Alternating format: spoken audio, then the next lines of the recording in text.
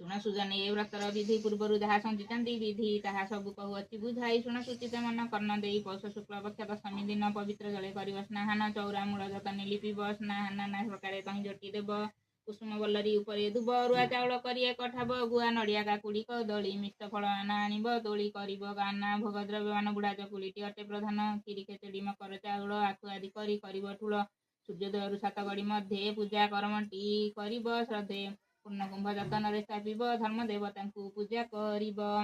ଚୌକି ବା ପିଢ଼ା ଉପରେ ଗୁଆ ସ୍ଥାପିବ ସେହି ସୂର୍ଯ୍ୟ ଦେବ ବୋଲି ଭାବିବ ଆନନ୍ଦ ମନେ ହୁଳହୁଳି ଦେବ